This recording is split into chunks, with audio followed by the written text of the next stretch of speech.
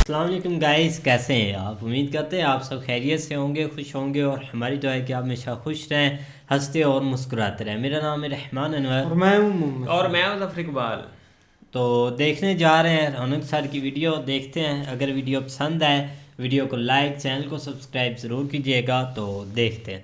नमस्कार दोस्तों, जय हिंद, जय श्री राम। अयोध्या में भव्य राम मंदिर की प्राण प्रतिष्ठा की तैयारियां जोरों पर चल रही हैं। हर दिन ऐसी खबरें सुनने को मिलती हैं जिससे पता चलता है कि राम मंदिर को लेकर जनता का उत्साह, उनका इमोशन और उमंग की तमाम ऊंचाइयां पार कर चुका है।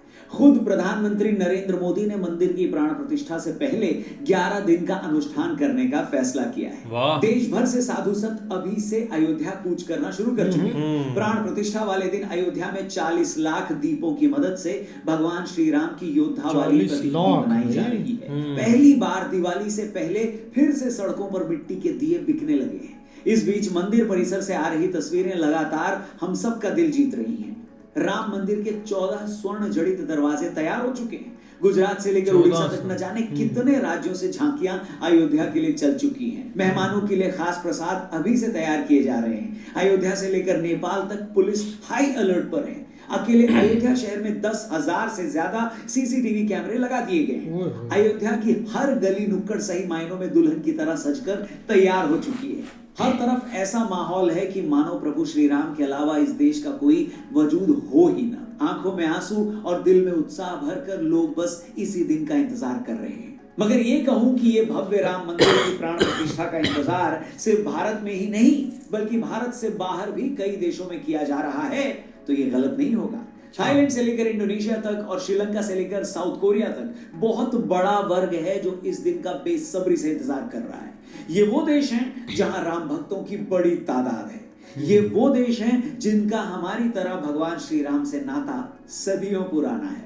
भारत में श्री राम की नगरी को हम अयोध्या कहते हैं, वह इंडोनेशिया में इसे योग्या के नाम से जाना जाता है। हम राम कथा बोलते हैं, इंडोनेशियन इसे ककनिन या काकावीन रामायण बुलाते हैं। हमारे यहाँ प्राचीन रामायण के रचयिता महर्षि वाल्मीकि हैं, तो वहीं इंडोनेशिया में इसके रचयिता कवि योगेश्वर हैं। थाईलैंड की राजधानी को तो 15वीं सदी में अयुथया कहा जाता था। इसे स्थानीय भाषा में वहां के लोग अयोध्या ही बोलते हैं।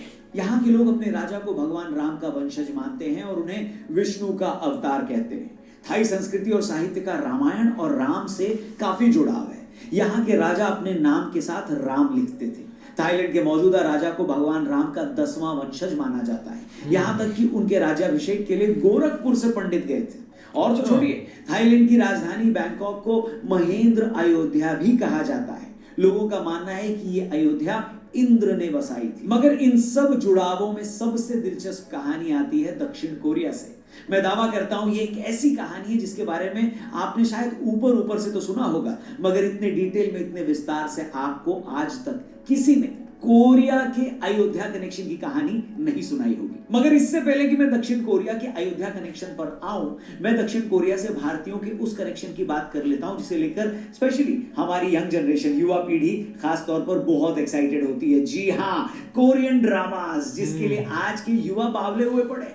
आपको बता दूं, Amazon मिनी टीवी पर आप भर भर के ये कोरियन ड्रामास देख सकते हो, और वो भी हिंदी में, वो भी बिल्कुल फ्री। आप जिस शो का नाम लोगे वो यहाँ मिल जाएगा आपको। शी वॉज प्रिटी से लेकर वेट लिफ्टिंग तक, W2 वर्ल्ड से लेकर टेम्पटेड तक, चीयर अप तक आपको यहाँ सारे शोज मिल जाएंगे। इतना ही नहीं, हर हफ्ते आपको नए शोज भी मिल जाएंगे। मिनी टीवी प्ले स्टोर पर भी फ्री में अवेलेबल है। इसमें बहुत सारे शोज तो तमिल और तेलुगु में भी डब्ड है। सच में एक से एक कमाल शोज हैं। मगर इसमें जो सबसे कड़क एक नंबर मुझे लगा वो है W2 वर्ल्ड। ये तो भाई अलग ही लेवल पर है।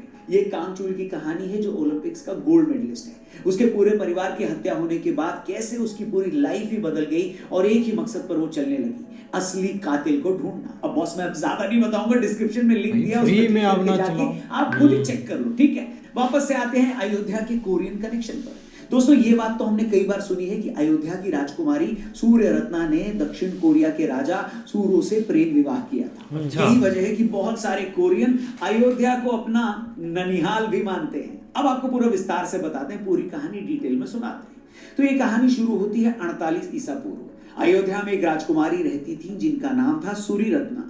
सूरी रत्ना के पिता का नाम था पद्मा सिंह और माँ थी इंदुमती।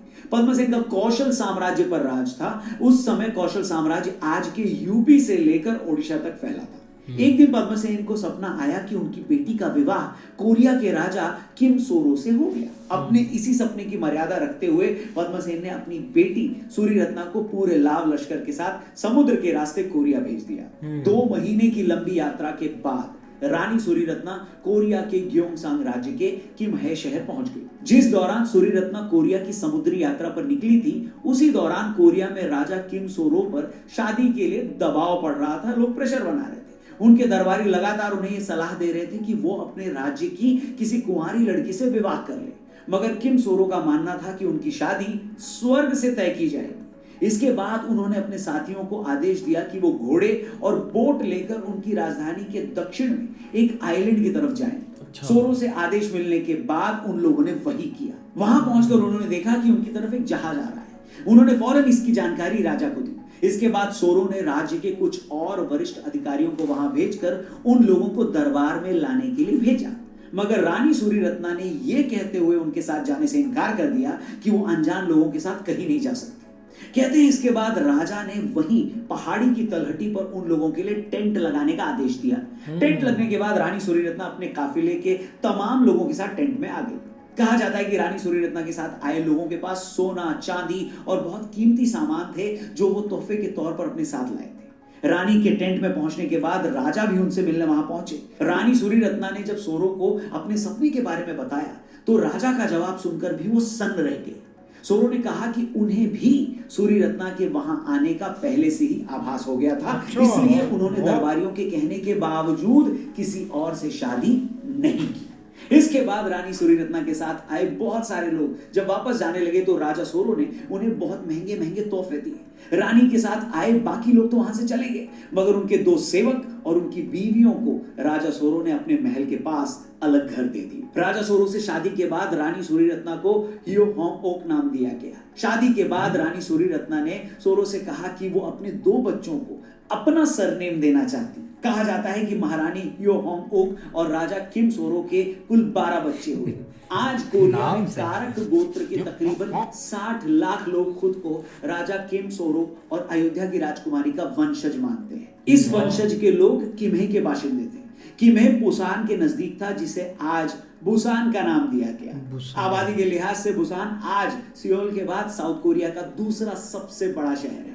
और तो और बीबीसी की एक रिपोर्ट की माने तो दक्षिण कोरिया के पूर्व राष्ट्रपति किम डे जंग और पूर्व प्रधानमंत्री हियो जियोंग और जोंग पिल किम भी रानी सूर्यरत्ना के कारक वंश से ही आते हैं। इस वंश के लोगों ने उन पत्थरों को आज तक संभाल कर रखा है जिनके बारे में यह माना जाता है कि सूर्यरत्ना अपनी समुद्री यात्रा के दौरान अपनी नाव को संतुलित रखने के लिए अपने साथ अयोध्या से उन्हें लाई थी। दोस्तों, रानी सूर्यरत्ना की इस सारी कहानी का जिक्र कोरियाई ग्रंथ सांगयुक युसा में मिलता है। इस ग्रंथ को सांगयुक सखी भी कहते हैं। इसका मतलब होता है 3 राज्यों की याद का वर्णन। सूर्यरत्ना के बारे में कहा जाता है कि वो 189 साल जिंदा थी, 189 ईयर्स। रानी की याद में आज किम्हे शहर में एक स्मारक भी बनाया गया है। उनके स्मारक के ठीक सामने एक शिलालेख भी है जिसके बारे में लोग मानते हैं कि उसे रानी अपने साथ अयोध्या से कोरिया ले आई थी। क्या बात है दोस्तों, क्या ही लाजवाब कहानी है और क्या ही खूबसूरत इमोशन। भारत में अब भी बहुत से लोग सूर्यरत्ना की सच्चाई के बारे में नहीं जानते, मगर दक्षिण कोरिया में उन्हें लेकर जबरदस्त भावना है, जबरदस्त इमोशन है। इसलिए आज जब अयोध्या में भव्य राम मंदिर का निर्माण हो रहा है तो भारत के साथ लाखों कोरियाई लोग भी भावुक हैं। आप सुनिए खुद भारत में कोरिया के एम्बेसडर ने इस बारे में क्या कहा था। Ayodhya is very important for both of us historically. So the legendary story of the Indian princess marrying to Korean king 2000 years ago started from Ayodhya. तो सुना आपने दोस्तों, ये देखकर सच में बड़ी खुशी होती है कि प्रभु श्री राम के मंदिर के उद्घाटन से पहले पूरी दुनिया में रहने वाले राम भक्त बेहद खुश हैं। फिर चाहे वो भारत से हो या ना हो, फिर चाहे वो हिंदू भी हो या ना हो, वो खुश हैं। भगवान राम से सदियों पुराना नाता महसूस करते हैं, तभी तो भारत की तरह इन देशों में भी सैकड़ों सालों से रामलीला मनाई जाती है, आयोजित की जाती है, खेली जाती है। आप ये जानकर हैरान हो जाएंगे कि 86% मुस्लिम आबादी वाले इंडोनेशिया जैसे देश में भी हर साल सैकड़ों रामलीलाएं आयोजित की जाती है। फिजी जैसे देश में 50 से ज्यादा रामलीलाएं होती हैं। ट्रिनिडाड में रामलीला मंडली 100 साल पुरानी है। यहां पर तो अंग्रेजी भाषा में रामलीला होती है। अमेरिका के माउंट मेडोना स्कूल में 40 सालों से रामलीला हो रही है। गिर मीडिया के रूप में जो लोग टोबैगो, मॉरिशस, ट्रिनिडाड और सूरीनाम गए, वो आज भी वहां रामलीला का मंचन करते हैं।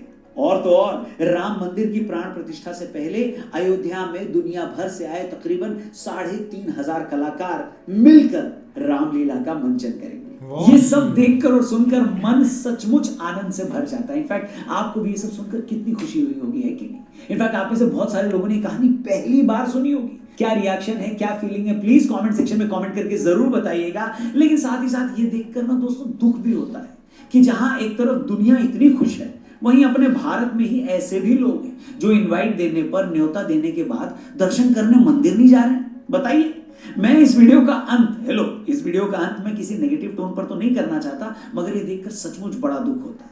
खैर छोड़िए, आज दुख की नहीं खुशी की बात करेंगे। और भारत के अलावा इतने देशों में लोग इस मौके पर खुश हैं, तो इससे सुखद एहसास, इससे बढ़िया फीलिंग और क्या हो सकती है, बताइए। उम्मीद करते हैं कोरियाई लोगों के अयोध्या से इस खास कनेक्शन से जुड़ा हमारा ये खास वीडियो आपको अच्छा लगा होगा। अगर आपको सच में लगता है कि इस वीडियो में दी गई जानकारी आपको सही लगी, अच्छी लगी, बढ़िया लगी, और आप चाहते हैं कि अयोध्या और प्रभु श्री राम के इस रूप की महिमा और भी लोग जाने, तो इस वीडियो को ज्यादा से ज्यादा लोगों तक पहुंचाइएगा, शेयर जरूर करिएगा। बिल्कुल यार, काफ़ी एक इंटरेस्टिंग कहानी है, क्योंकि एक रियलिटी है ना, तो इस चीज़ को लेकर एक रानी है कि उन्होंने यहाँ से देखें कि वो गई है और यहाँ से वो चीज़ें लेकर गई है। अब इसमें कोई शक नहीं है, एक राम मंदिर एक लास्ट पर है, कुछ दिन ही रह गए, मतलब कि 5-6 दिन रह गए, और काफ़ी ज़्यादा एक लोगों के अंदर एक एक्साइटमेंट है कि जल्दी से जल्दी वो दिन आए। हर तरह से एक तैयारियां की जा रही हैं और हर एक का दिल है कि वो जाकर अयोध्या में एक राम मंदिर को देखे और 22 जनवरी को देखे। लेकिन एक यहाँ पर एक कहानी पर आ जाए ना, ये हमारे लिए एक नई भी थी और काफ़ी ज़्यादा एक इंटरेस्टिंग भी थी कि इधर रानी को भी पता है कि मुझे एक ख्वाब आई है कि मैंने वहाँ जाना है, लेकिन जो आगे का जो राजा है ना, प्रिंस है, वो भी बस यही सोच रहा है कि एक कोई रानी आएगी, उसके साथ मेरी शादी होगी, हाँ स्वर्ग से उनके साथ मेरी शादी होगी। और वहाँ वो पॉइंट ठीक था जब उन्होंने पहले से ही एक बंदों को भेज दिया जाकर देखे कि वहाँ पर कोई चीज़ है या नहीं है। वो एक कहानी वहाँ पर नहीं, आप अगर एक देखो ना, एक पिछले ज़माने में चले जाएं तो लोगों को काफ़ी एक बिलीव होता था ख्वाबों पर, मतलब कि लोग ख्वाब पर बिलीव करते थे। पहले एक इंस्टा, ट्विटर, एक यूट्यूब नहीं होती थी कि लोग अब मैसेज किया मैं आ रहा हूँ, तुम इधर आ जाओ, मैं इस ठिकाने पर, मैं इस ठिकाने पर।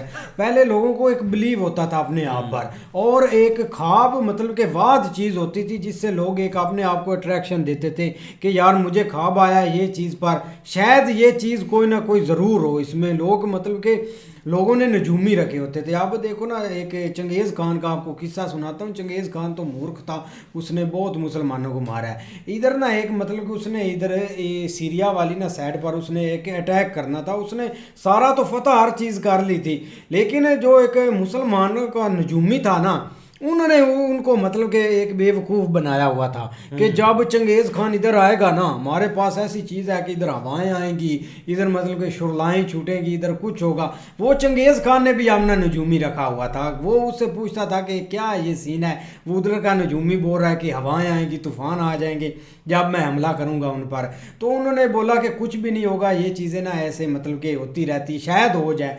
चंगेज़ खान का जो नजूमी था उसने डराया हुआ था चंगेज़ खान को भी, ऊपर से चंगेज़ खान भी डरा हुआ था। उसने बोला यार जो भी है ना, मैंने अटैक करना ही करना। चंगेज़ खान ने बोला था, उसने भाई वो ना अटैक कर लिया और उसने भाई वो इलाका फतह भी कर लिया।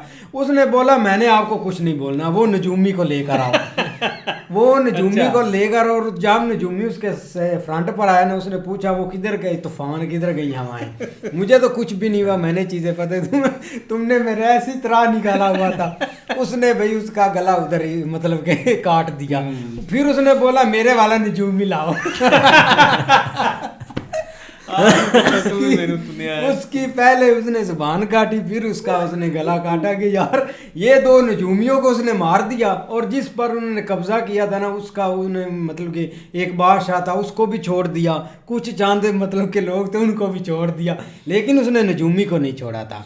ऐसी चीजें लोग इस चीज पर भी बिलीव होते थे। लेकिन इस कहानी पर आ जाए ना, मतलब कि ये तो एक रियलिटी है, तो लोग एक ख्वाबों पर काफी उनको बिलीव होता था। अब देखो ना, एक रानी को भी ख्वाब आया, राजा को भी ख्वाब आया। अब राजा को मतलब कि लोग फोर्सली कर रहे थे कि आप शादी अभी करें, अभी मतलब कि जो इधर हमारे राज्य में लड़की है इससे कोई शादी कर ले। लेकिन नहीं, उसने ख्वाब देखा था, फिर भी उसने लोग अपने भेजे उस साइड पर के शायद कोई आता हो, तो भाई फिर वो आते ही हो गए। रानी आ रही थी, बिल्कुल वो ख्वाब पत्थर भी अभी देख लो कि कितनी बड़ी हिस्ट्री जो है ना वो मतलब एक जुड़ी हुई है वो कोरिया के साथ। हाँ, और एक अभी भी लोग जो है ना वो वहाँ पे मानते हैं। और एक उससे बढ़ के कि उन्होंने अभी भी वो जो मतलब 9 में पत्थर रख के लेके गई थी ना एक हाँ एक लेवल बनाने के लिए, वो अभी भी उन्होंने वहाँ पे अपने पास एक संभाल के रखे हुए हैं। तो इसका मतलब ये है कि वहाँ का और इधर का जो है ना वो बहुत बड़ा कनेक्शन है। जिस तरह आप जो है ना वो नेपाल वाले जो है ना वो एक मानते हैं कि वो मतलब जिस तरह वहाँ पे लोग वहाँ से आए हुए भी हैं, इसी तरह वो भी भाई एक अयोध्या को या यहाँ के जो है ना वो इंडिया को अपना जो है ना वो मानते हैं हर तरह से। तो ये तो एक बहुत बड़ा एक कनेक्शन है ना। लेकिन बहुत अच्छी भाई स्टोरी थी। असल चीज़ें यही होती हैं कि आप अपने इन चीज़ों को किस तरह मतलब याद रखते हैं। अब हमें तो भाई नहीं पता था, खैर शायद बहुत सारे लोगों को इस नहीं, चीज़ वो का ना पता हो। एम्बेसडर भी भाई काफी एक अप्रिशिएट कर रहा था उस चीजों को, और उसको भी स्टोरी का सारा पता था। हाँ, तो उसने इसी कहा वजह कि से 2000 साल पहले जो है ना वो हमारे एक कनेक्शन है, बिल्कुल इधर है। तो जहरी बात है। और ये आज भी और बाकी भी दूसरी तरफ आ जाए तो बहुत ज़्यादा एक ज़ोरों शोर से हर किसी को जो है ना वो मतलब उस दिन का वेट भी है। बहुत सारी तैयारियां हो रही हैं। कोई मतलब एक सोने के जो है ना वो जो है ना वो कुछ चीज़ें बना के ले रहा है। कोई धनुष जो है ना वो सोने का बना, आप रात आज एक हमने वीडियो दी जिसमें कसोल जो है ना वो उन्होंने एक वो जो ऊपर लगाने हैं वो पूरे के पूरे सोने के जो है ना वो बने हुए थे। और उसके अलावा कोई अगरबत्ती भाई लेके आ रहे हैं, बहुत लोग जो है ना वो लंबी लड्डू भाई 95 टन, वो भूल गए आप, 90 बहुत सी चीजें आएंगी भाई लड्डू एक बनाने हैं। मतलब और वहाँ पे अगर आप देखें तो बहुत ज़्यादा एक मज़ेदार बात ये है कि वो जो लड्डू हैं उन्होंने वो स्टील के बर्तन हैं उनमें पैक करके लोगों को देने हैं। अब वो आगे देख लो कि कितना खर्चा, और लोग भी कर रहे हैं, लोगों को परवाह ही कोई नहीं है। वो एक जो एक अलहदा साइड पे मंदिर है वहाँ पे जो है ना वो मतलब एक जगह है जो उधर जाती हुई वो तकरीबन वो दरमियान में जो वाया उसकी कीमत उन्होंने लगवाई 4 करोड़ लगी थी। तो वो भाई उन्होंने वैसे ही दे दी जो है ना वो मतलब इतना लोगों के अंदर जज्बा बाकी जो है ना वो वेट हो रहा है इस चीज़। बिल्कुल। तो उम्मीद करते हैं आपको वीडियो पसंद आएगी। अगर पसंद आए वीडियो को लाइक, चैनल को सब्सक्राइब ज़रूर कीजिएगा। मिलते हैं नई वीडियो के साथ, तब तक के लिए अल्लाह हाफ़िज़।